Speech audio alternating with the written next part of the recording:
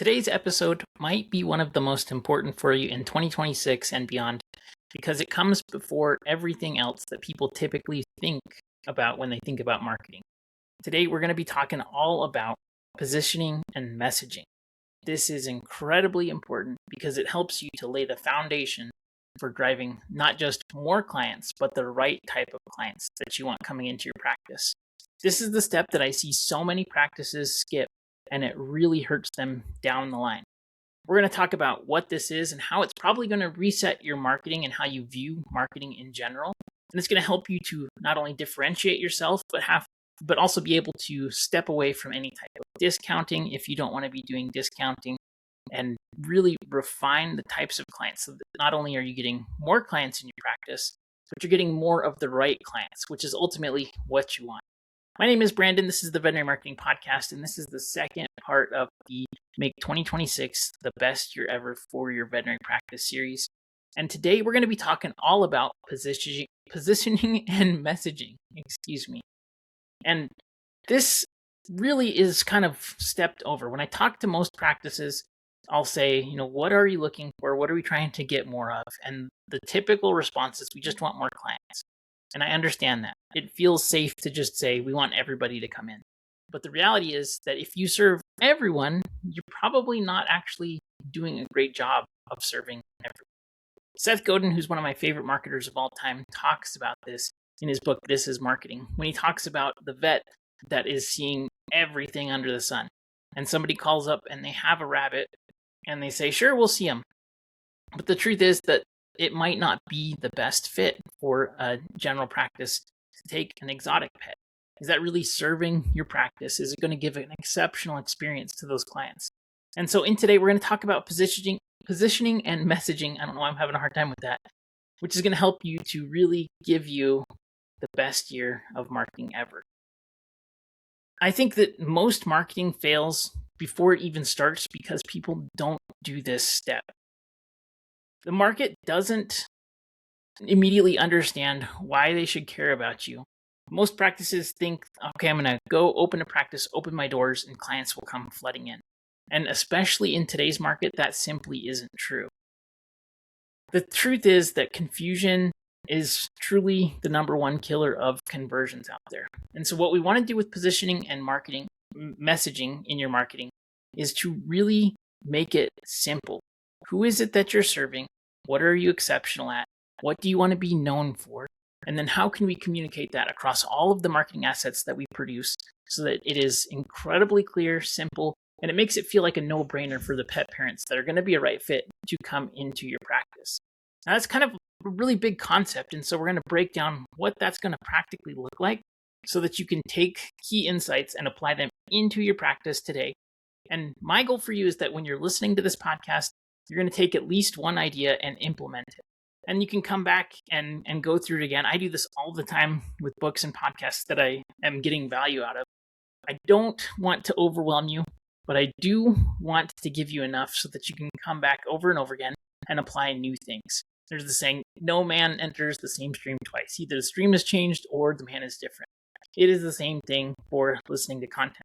And that's why when I find content that I like, I go back and I review it often. So first, let's break down really what positioning actually is. And positioning is a decision about who you're going to help, what the problem is you're going to solve, and then why you're the logical choice. I think a lot of times when it comes to positioning, that kind of gets merged with branding, right? And it's similar to branding because a brand is known for who they help, what it says about the person, the problems that they solve potentially. But brand is more about the feel of what your company does, where positioning is who you are actually helping, what problems you're actually solving, and why you're the logical choice. I'll give you an example of that. Like if you said, okay, Nike is going to build a hotel, what would that look like? That's an example of branding. Positioning would be more tactical and more specific. And so I think that you should actually write these things down. And if you're interested, you can send me an email. I can send you a positioning worksheet that comes with questions that really help you define and narrow down these things. But let's talk about what it's not. Positioning is not your logo. It's not a color palette. It's not a tagline. It's we do great service. It's what is going to be happening in the prospect's mind. And it's not a brand guideline or a brand outline or a brand template. So I know that most practices think, okay, I'm a veterinary hospital. I help pets and I see all pets in my area and I'm open these days. That's what most practices think about. But if you want to do more of the types of services that you love doing and seeing the types of clients that you love seeing, if you spend more time thinking about this and really developing what is it that we're after, who are we trying to target, what do these people value, what are they fearing, what are the hopes and aspirations that they have, and really dive down into what it is you want to be known for. And I think ultimately that's going to be the key phrase that gets repeated here. If your practice was known for just one thing, what would you want that to be? And the reason why this comes before anything else in this series is because it's really important to know who it is that you're targeting so that you can create offers, create content, create ads. They're going to target these people and find them in the right places at the right stages of the funnel. So most practices run ads, they get poor results, they tweak the ads, and then they blame the platform. If you've ever run ads on Facebook for yourself, and most practices have, it's pretty much a consistent story where you'll run ads, you'll not really get results, you'll not be sure if it worked, maybe it did, maybe it didn't, maybe we'll make some adjustments, and then, I guess Facebook ads don't work. That's not the true problem that's happening here. Same thing if you're posting content regularly. You're going to post content, you're going to get no engagement. If you post more, eventually you kind of burn out. You say, well, I guess it's probably doing something. Let's just keep doing it. Traffic is only going to amplify what already exists. So bad positioning plus more traffic is going to get basically faster failure and faster poor results. I want you to think about it like this. Google Ads is just a microphone. If your message is unclear or you don't know what to say, it's just going to amplify the noise. So imagine that you're on a stage and you have all of the people in your hometown and somebody just hands you a microphone and they say, hey, you can say anything you want to everybody in your town. If you're not prepared, you don't know what you want to say, you don't have your elevator pitch kind of nailed down, it's just going to be probably mumbling through. And maybe you're going to get a few people, but it's probably not going to get the reach and end goal that you're looking for. It is the same thing why positioning is incredibly important to figure out before you start anything else. So there's going to be, I think, 4 key questions that you're going to really want to ask yourself before you really launch anything else. And if you're already creating content, that's great. You can then apply this to what you're already creating. Same thing goes for ads or just any type of marketing activity that you do. And the thing that I like best about this is that it really applies to everything. If you're sending out emails, you can change the content of your emails to get more opens and attract more of the calls to action that you're looking to do. If you're doing postcards and sending out direct mail, you can use this for that. It doesn't matter what it is going to help your marketing. So the first question that you need to ask yourself is, who is this actually for? We need to be really, really specific here. Are we going to target dog owners? Are we going to target cat owners? Are we going to target dog and cat owners? Are we going to target upper income individuals? Are we going to target people that are really into preventative care? Are we going to target the pet parents that are incredibly obsessed with their pet's health? Are we going to target pet parents who put their dogs in doggy daycare because they don't want them to be lonely at home when they go to work each day? Like, get really, really specific. And when you're thinking about your clients, I would probably do a client audit, and I would probably do this quarterly, where we go through the clients that you actually love having to come in, think about the types of cases that you're seeing, the preventative care that you're doing. And obviously this is going to be different for like a general practice than it would be for an emergency practice. And you could even do this within different columns or categories within your business. So like I know, for example, most general practices are also seeing same day and urgent care. They're going to see certain kinds of surgeries. They're going to see the general wellness kind of appointments. So you might want to do this type of positioning for each of your primary kind of core pillars and business like categories that you're trying to generate more of. So really, really specific. Everybody is not your market, though. So what types of clients are they? Where are they in the funnel? Are they new pet owners? Did they just get a puppy? Are they pet owners for senior pets? Where are they in their pet ownership journey? How much do they know? Are they really, really educated about all of the most recent studies? Or are they somebody who doesn't consume any information and they really don't know anything? We also need to think about our urgency level.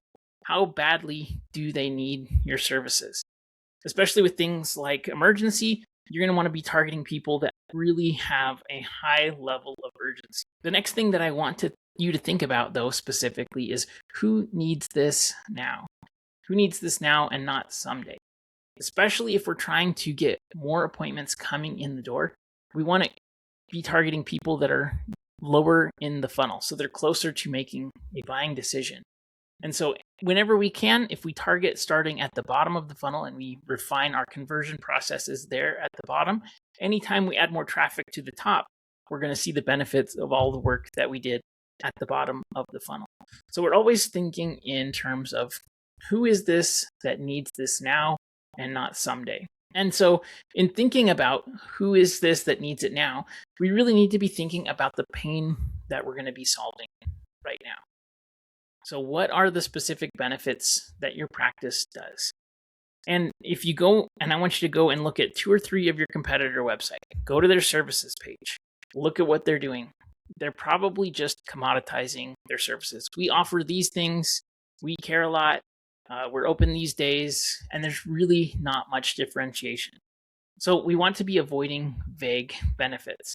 Even with practices, and I was just looking at this today, there's practices that are really highlighting that they are fear-free certified. I think it is great to be a fear-free certified practice, but the problem is that doesn't actually convey any benefits. Benefits around fear-free would be less stressful visits, peaceful visits. Your dog's going to love it here. Like, those are the benefits of being a fear-free certified practice. Being fear-free certified is a feature. It is not a benefit. So we need to really speak to the fears, the frustrations, loss of opportunities, loss of potential positive outcomes. We need to also be playing into their hopes for a healthier pet, better quality of life, that they can feel confident and that they can rest assured that things are going to get better for their pet. They can rest assured that they're doing everything possible to give their pet as much longevity and quality of life as possible. So an example of this would be a bad example of what pain are you solving right now is we help sick pets, right? It's just really general. Or urgent care vet open 24/7, like very poor, basic level of what you're actually doing and what you're solving for. A very more advanced and developed benefit statement would be we help pet parents provide comprehensive, holistic veterinary care so that you can rest assured your pet has the highest quality of life possible, right? Something like that. And I'm making this up as I go. So if you can think of something better, let me know and send me an email. But you get the point. We need to avoid vague benefits. We need to get specific. And to do that, you really have to dive into the mindset of your clients that you're looking to come in. And I think that can't be overstated. When you're talking about what your clients actually are looking for, what they want, what resonates, you need to not only be talking to like your clients about it, but also the other team members. You'll notice that in practice, people talk to the doctors a lot differently than they talk to the technicians, and they talk to the technicians a lot differently than they talk to the CSRs. And so getting a comprehensive perspective around what are the clients saying, what's resonating, asking them to get as much feedback and be as curious as possible is really, really helpful in understanding why people made the decision that they did. Why did they come into you? What was the selling point that really got them to come in? And so taking multi-perspective approach on trying to really understand what the clients are saying, the types of language that they continually use, and especially if you can hear phrases that come up over and over again, and you're able to communicate that, especially when it comes to problems. If you can describe a problem in depth, people are going to assume that you have the solution. And so if people feel like they're understood, that you understand their problem, they're going to think, okay, I have a much better shot of at least getting a positive outcome because they understand really what's going on here. It's incredibly valuable to make sure that you're getting the whole picture of what clients are saying. And I would say as often as possible, get feedback, make sure that your staff is aware that they should be looking for these type of patterns and make sure that that's being communicated, especially on team meetings and things. Bring up with the question, is there anything that clients are saying that you're hearing more than once? Is there things that they like? Are they having problems? How are they describing these problems? And take note and actually write these things down. So once we figure out what pain these clients are struggling with right now, we need to think about what is the outcome that we deliver. This is one thing that I don't see very many practices doing, but we need to really paint the after. So when people come in, they don't typically know what's going to be included in a wellness exam. They come in and they expect that the doctor's going to spend some time with you and do some things. But you are so close to the industry that you don't realize how unique what you do actually is. And so I've mentioned this a lot in the past with podcasts, but what is it that you actually do to deliver your outcomes? I like to break this down into a bunch of micro steps.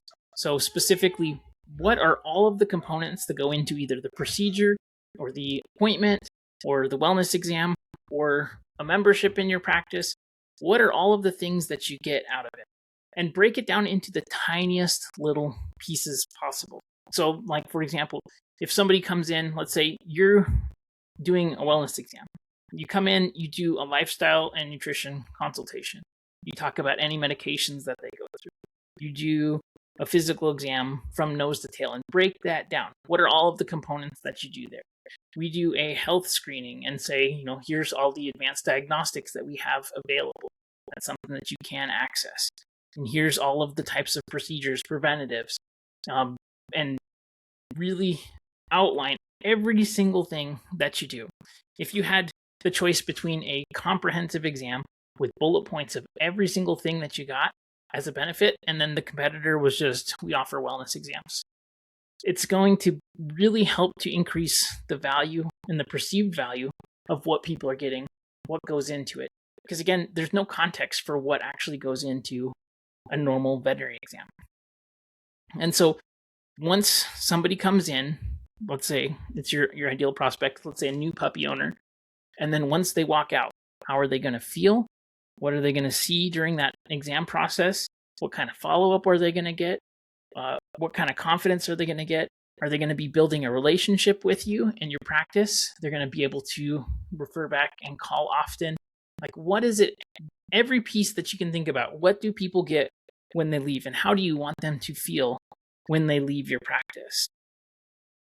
You need to be able to paint what they're going to look like after. So again, if you can describe their problems, their frustrations, their fears going in, and then show them what the after is going to look like. When you leave, you're going to be confident that you have a professional, experienced, and compassionate veterinary team in your corner to help if anything ever arises with your pet. That's a very different feeling from just wellness exam is $75.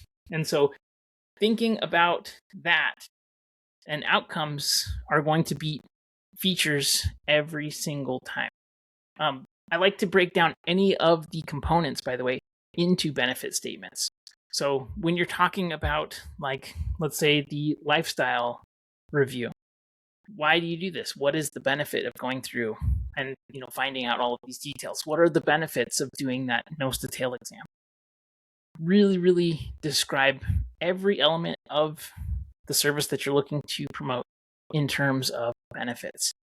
We need to be thinking about benefits. And you have to remember, anytime we're doing marketing, people generally don't care about your practice.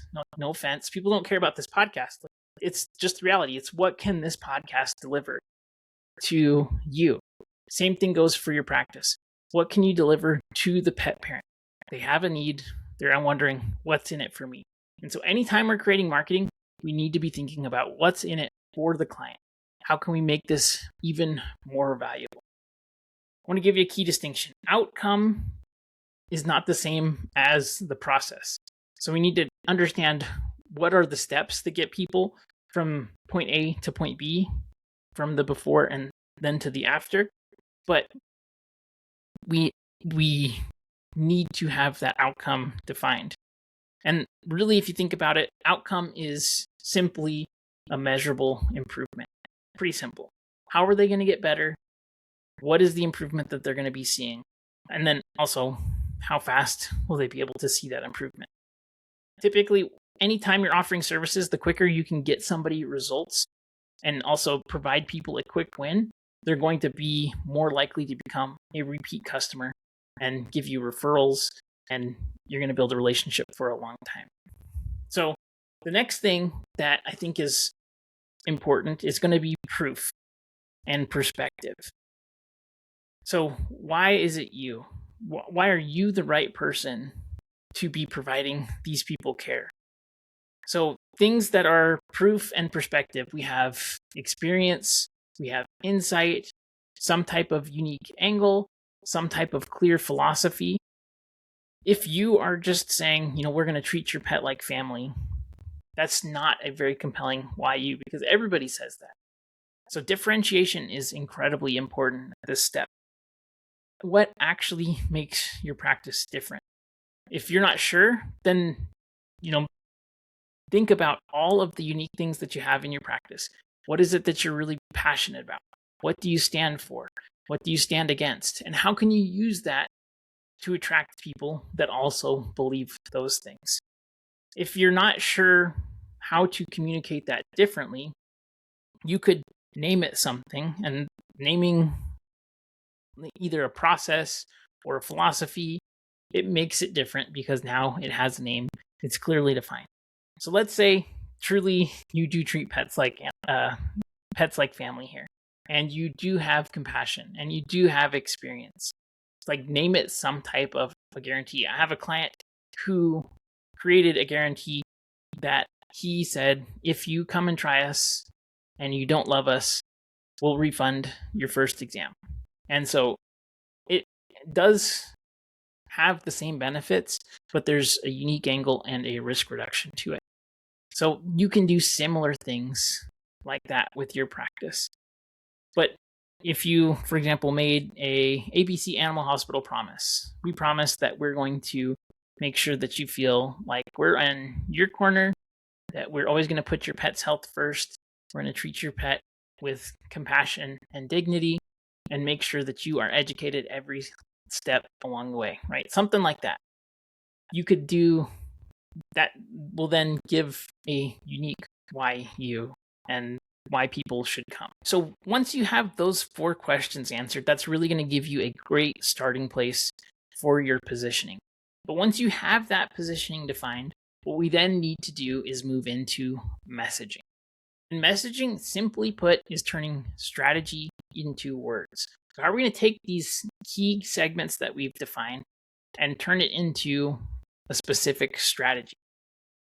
So messaging is going to be your positioning that's expressed in language that your clients are already using.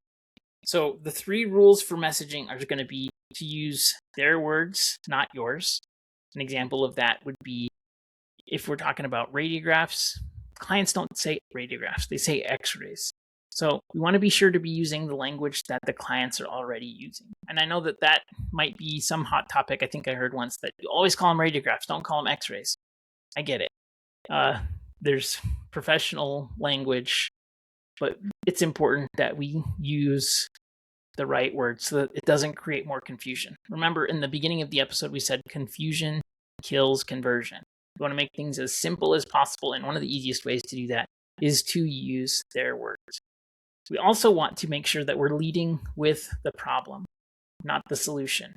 And a lot of times people think, I'm just going to say, we do this service, and people are going to understand what that entails. I see this a lot of times with dental procedures in particular. Like, you want to get more dental procedures, hey, we have cleaning and extractions. And that's the type of messaging and positioning that practices are offering right now. And that doesn't speak to the problems that they're having. And dentistry in particular is an expensive problem for most pet owners. And so we need to lead with the problem, not the solution. And the third rule for messaging is that simplicity beats cleverness every single time. I know that practices like to get clever with words that they're saying. They like to say things that are a little bit maybe silly. And I've seen this over and over again. I'm going to think of a real quick example. An example that I would probably give would be that I see super, super often is trying to be more clever around things like gentle and compassionate care for your furry family members, right? That's like giving a warm and fuzzy, but it doesn't say exactly what it is that you're doing. Something that would be a better alternative, simple, strong, would be same-day veterinary appointments for sick pets in Boise, Idaho, right? It is better because it says who it's for, what the problem is, what the outcome is, and then the high intent match. And this is especially true for things like Google Ads. It's good to incorporate some of those warm, fuzzy things too, but it is important that we're very, very clear, especially in spots where you have pet owners that are stressed out, they're frantically searching, and they're already kind of emotionally taxed. And so we want to make sure that we're giving them a simple conversion path that they're going to be able to step through. They're looking for help. They go to the site and they see same-day emergency appointments in Boise, Idaho, right?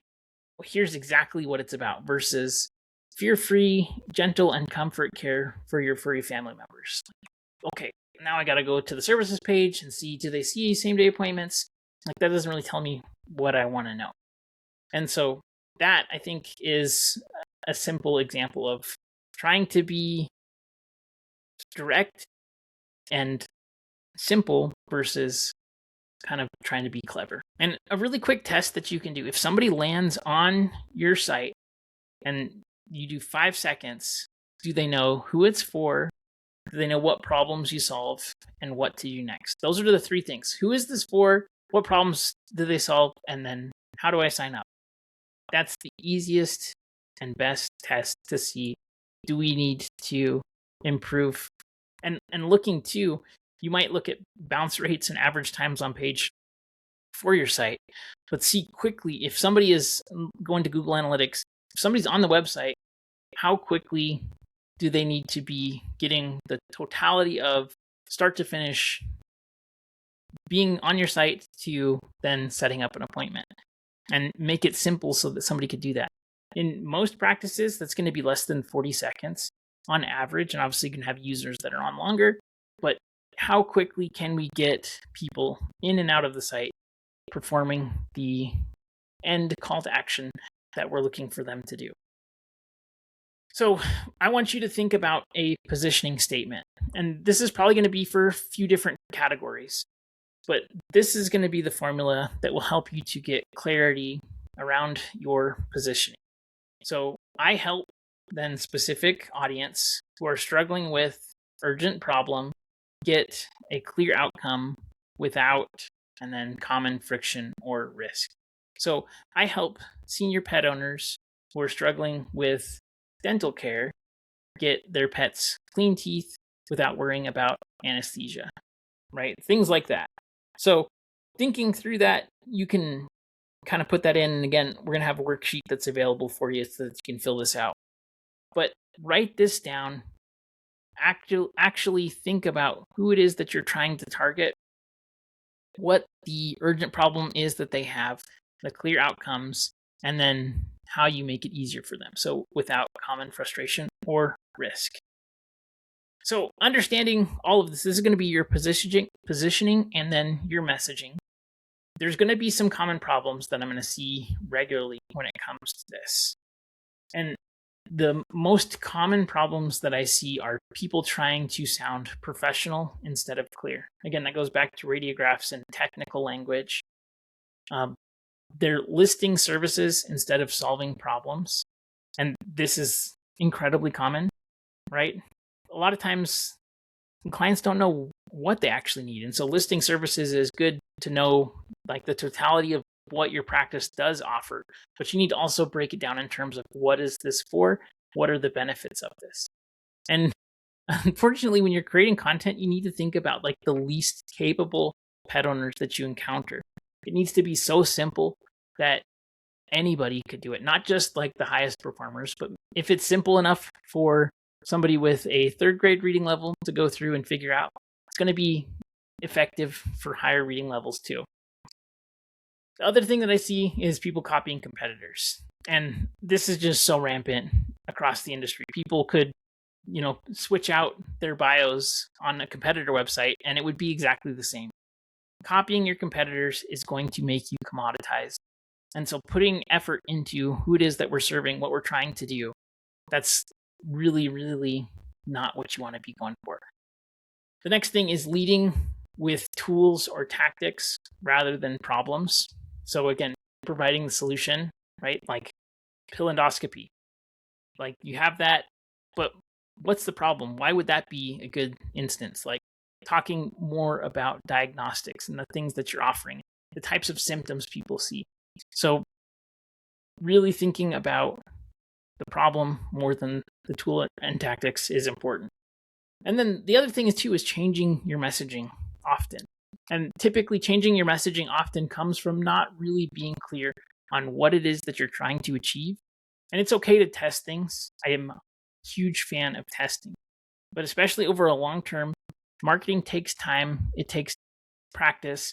And so we need to get clear on who it is that we're targeting and make it so that it's consistent. Again, if you want to be known for something, you probably have a friend who like starts a new business each month. I love these people because they're really optimistic, but at the same time, it's like, yeah, what is he even doing now? We're not even going to see him doing this in a month. Like, if you want to be known for something, it's going to take time and it's going to take consistency.